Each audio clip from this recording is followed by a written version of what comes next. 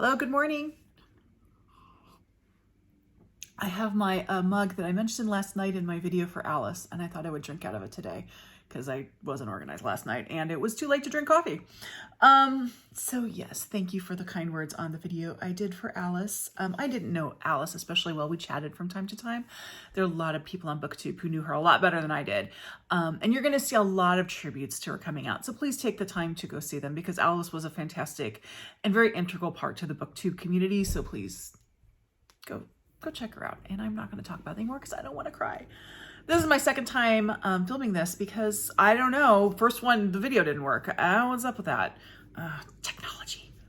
That's okay because I can fix some things that I screwed up in the first one. So a couple housekeeping things. I am trying really hard to clear out my old comments. I can't answer them all, but you're going to start seeing hearts and stuff on old comments.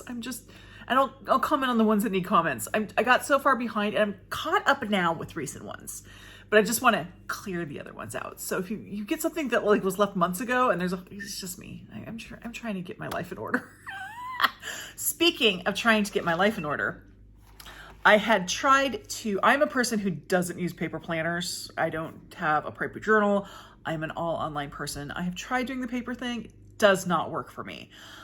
So when I started this channel and I realized I needed to do some planning, I thought, great, I'm gonna use a Google Calendar attached to my email, awebofstories@gmail.com. And I was doing that and it was not working. It was not working. So I have actually adopted a paper. This one actually starts on July. So I'm just getting ready to start, but I'm already filling things up and highlighting. So hopefully things won't be quite the mess around here. Just so you know, that's something that's happening. Another housekeeping thing. In a past video, I talked about buddy reads for July, and I wanted to let you know that I do have a buddy read scheduled. If anyone would like to join us, Kim from Kim's Book Life and I are going to be doing a buddy read of Rules of Civility by Amor Towles starting on July 15th, and that will be on Voxer. So if you'd like to join us, let me know. You can, all my contact information is down below and in the end screen, so you can find it there. You can email me, you can leave me a message here, you can contact me on Voxer, you can contact me on Instagram, any of that. If you contact me on Voxer though, it probably won't be an issue, but just to be sure, just kind of introduce yourself and say, hi, and I'm doing Rules of Civility, because I don't know what it is, but I'm getting several Voxer messages a day from men looking for love. So I've been blocking a lot of people, and in a blocking frenzy, I don't want to accidentally block you and miss your request. So just saying. Probably won't happen, but just in case. What else? I think that's it. So let's get into the reading. So I read 4 books this week. I finished 4 books this week, and I had DNF. I'm going to start with this one. I think I'm doing them in the order that I finished them. So this first one is The Wives by Simone Gorrindo. By the way, this is a different angle because I'm about to do a different video. And then I realized my first video wouldn't load because, anyway. I did this as a buddy read with Kim at Kim's Book Life and Angela and Andy Hart's books. I don't think either of them have a channel, but they're commenters, so you see them in the comments. This is a memoir, that's why it says a memoir. And Simone Gorrindo is an army wife. Now, her husband did not join the army right out of high school. She at least was in a master's program. I don't know if she had finished the master's program for journalism.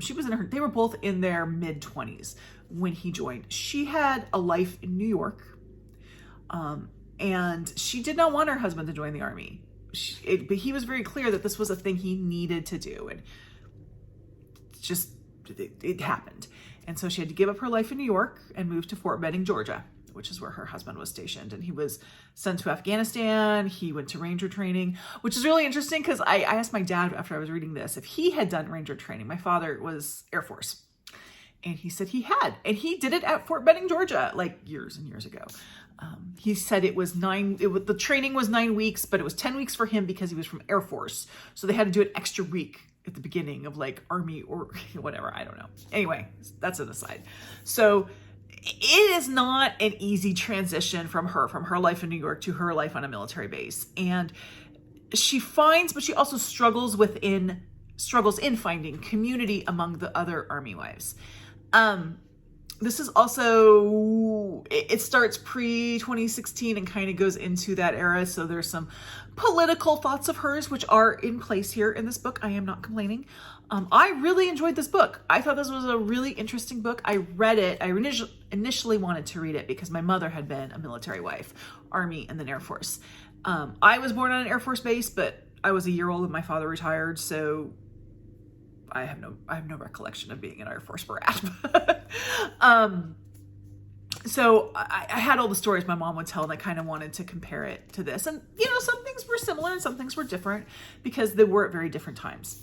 What was really wonderful was that both Kim and Angela are former military wives. So in hearing this, I got to hear their stories and what resonated with them and what was their experience and how it compared to this. And it made the buddy reading experience so much more valuable to me. It was amazing. I loved it. This was one of the most interesting buddy reading experiences I ever had. Now, both Kim and Angela gave this book 5 stars. I gave it an A, not an A+, only because I have talked before about this pet peeve I have with memoirs, which is like the author thinks they're heroes of their own story. Basically just means I want my memoirist to be self-aware enough to recognize their own faults and take responsibility for that. And she's not always there.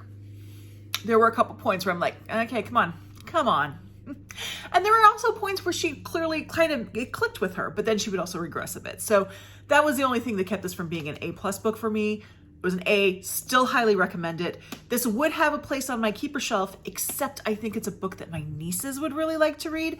So I am gonna pass this copy on to family members. And I never ask for the books back when I do that, so there. And then the next book I finished was a read-along, group read, and that was O Pioneers by Willa Cather. So a couple months ago, Mariandria and I had buddy read Death Comes for the Archbishop, and I loved it. It was a 5-star book for me. And we got talking on my Discord, and we decided to do a buddy read of O Pioneers. And I liked it. It was not as successful as Death Comes for the Archbishop for me. The writing is wonderful. Willa Cather is a very, very skilled writer. The sense of place was fantastic. You getting into the characters and understanding the dynamics was there. My issue with this book is sometimes I felt like it lost focus. I wasn't sure what the trajectory of the story was supposed to be. So yeah, it was definitely a good book. And if you want to read Willa Cather, definitely read it. But if you want to start with if you want a really good Willa Cather, read Death Comes for the Archbishop. Now, this is part of a trilogy. It's not really a trilogy. It's a group of 3 books because the books themselves aren't really interrelated. The other ones are My Antonia, which I read at some point in high school. Don't remember much about except that I liked it, and Song of the Lark. And I think we're going to continue to read those on my Discord. So if you'd like to join me, join the Discord. Then I had a surprisingly good book. It's a short story collection. And I mentioned it in a previous video, but at that point I still had a story left to read, and now I have finished it so I can talk about it. And that is Normal Rules Don't Apply by Kate Atkinson. I had never read Kate Atkinson before. I had wanted to, I just never had. And now I have to because this book was fantastic. It was trippy. I like trippy books. It's kind of magical realism, fractured fairy tales, that sort of thing. I talked about it as being representative of the title of my channel, A Web of Stories, because it really kind of gets that feeling of stories kind of intertwined, but not really, very loosely intertwined. Also, I had preconceived notions about Kate Atkinson, not bad ones, just I thought she was one kind of writer, and that kind of writer wouldn't write this kind of book. So now I have to read more Kate Atkinson because now I realize she's a different kind of writer than I expected. Sue Jackson keeps saying, you need to read Life After Life, which I do. I need to read Life After Life. However, I own Case Histories, so that will be the next one I read. And I'm going to keep an eye out for a used copy of Life After Life. I have a feeling that's going to be a book that when I read it, I'm going to want to keep it. So I think instead of getting it from the library, I think that is one that I will. It's been out long enough. It's usually pretty easy to find a used copy of it. So I'm going to keep an eye out for that one. But definitely, this was an A+. this is my second A+ short story collection. The other one was Night Side of the River by Jeanette Winterson. I almost always give A's, so this one was A+, and that one was an A+. Then, I had wanted to do, earlier this week, my 1-star reviews of 5-star books. And then I said, no, because you might still have a 5-star book this month. Because I wanted to do it halfway through the year. And it's a good thing, because I had a 5-star book this month. I had a 5-star. So the way I would describe this is a book for people who liked lone women, but wanted it to be more hardcore. Either more hardcore horror or more hardcore Western, because this is more hardcore both. This is not a horror novel with Western elements. This is not a Western novel with horror elements. This is a Western and this is a horror. I will read a little bit of the synopsis because I don't want to spoil it. And B, this I think gives a really good idea of what this book is about. And start, saddle up. It's going to be a bloody ride. And it is. Every hired gun in Kansas is out to collect the bounty on Sadie's head, including bona fide witch hunter Old Tom and his mysterious mute ward Rabbit. On the road to Burton County, they're joined by 2 vagabond cowboys with a strong sense of adventure but no sense of purpose, and a recently widowed school teacher with nothing left to lose. As their posse grows, so does the danger. So it's interesting because this succeeds very well, both as horror and both as Western. Because this is an adventure novel, pacing is important. And I do find sometimes in horror, pacing is hard to keep up. And this does a really good job of keeping it up. And it also does it in a way that everything's kind of related. Instead of just like, the best way I can describe it is if you've ever read the book, The Wizard of Oz, not the movie, the book, which is not a very good book, by the way. It's more like, you know, Dorothy and Scarecrow and Tim, they have an obstacle and then they pass it and then it's done, and they go and they have another one and they pass it and it's done. The Wicked Witch just happens to be one of those. That's not satisfying. This is more like the movie where the Wicked Witch, there's all these obstacles, but it's the Wicked Witch who's kind of making, and I'm not saying there's a Wicked Witch thing. I'm just saying it builds up, everything is connected and it builds up together, which is what this one is. And yes, so the pacing is definitely good. It is creepy. I look for creepy in horror. I'm not someone who gets scared in books a lot, unless it's Stephen King. So this may be very scary for someone. I just found it really creepy. Yes. Now, as a Western, you have fantastic characters in this book. They're all very colorful. The good guys and the bad guys. There are a couple where you're like, are they good or bad? But mostly they're good or bad, and that's fine because that's how Westerns are. But you love all the good guys, and the bad guys you really hate, and they're really bad. And yeah, they're great, colorful characters. There is a high body count. If you are sensitive to things, and you kind of know there are things intrinsic in the tropes of both horror and Western, they're in here probably. Check trigger warnings. There is more than one case of cannibalism. And it is pretty bloody. There is torture, but it's off the page mostly, so don't worry. I mean, I don't know how you handle torture. I don't like to read on the page torture. This was kind of off the page and you saw the aft, and that was enough for me.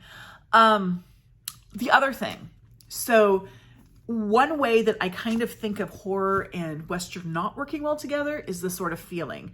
I think of Westerns as being wide open, like you're in a wide open world. Think of the Big Sky, Montana, that sort of thing.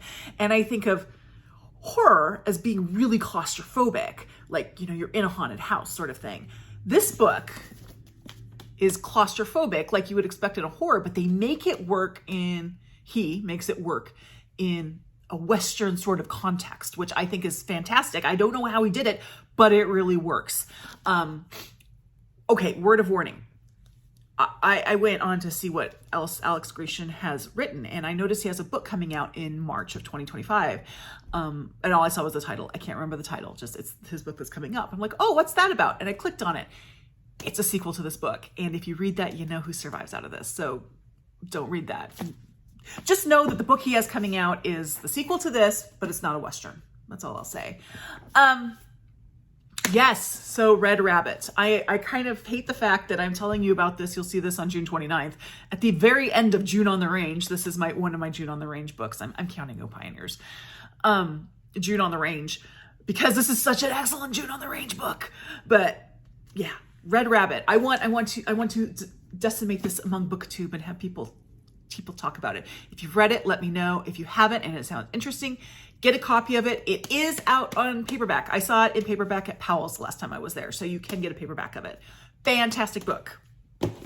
Now, after I read Red Rabbit, I knew I needed a palate cleanser because whew, that was quite the book in the best way possible, but it was still quite the book. So I decided I'm going to find like how should I put this? A historical fiction, but it is just historical fiction. There's no supernatural, there's nothing weird or trippy about it. I just wanted something very standard. And I don't mean that in a bad way, but just what I wanted. So I went to my immediate TBR bookshelf, and I picked up The English Wife by Lauren Willig. This is one of the 10 or 12 books that I had said I need to read this year or get rid of. So I started this, made it 25 pages, realized I couldn't keep the characters straight, and I did not care. This ended up being a DNF. Honestly, if it had not come out of that group of books, it might have been a not right now, but because I'm going to have to get rid of it at the end of the year anyway, if I don't read it and it didn't work for me, I'm just DNFing it now. I did replace it with another book out of that collection, a Hazel Gaynor book. Hazel Gaynor is an author I have read before. I had not read Lauren Willig, but I have read Hazel Gaynor before. I know what to expect from her, and that book is doing the trick. So anyway, that was my DNF. So there you go. That's my week. As usual, I'm going to put what I'm currently reading, everything down below. There's no point in me talking about it now until I finish it, but it will be in the description box below. Let me know if you want to join in on Rules of Civility. Don't freak out if you're getting hearted comments from me from months ago, because I'm trying to catch up. I'm getting my Booktube F in order. And yes, thank you for spending this time with me. I hope you have a wonderful weekend or a wonderful day or a wonderful week whenever you watch this. Like, subscribe, join my Discord, and I'll see you in the next video. Bye-bye.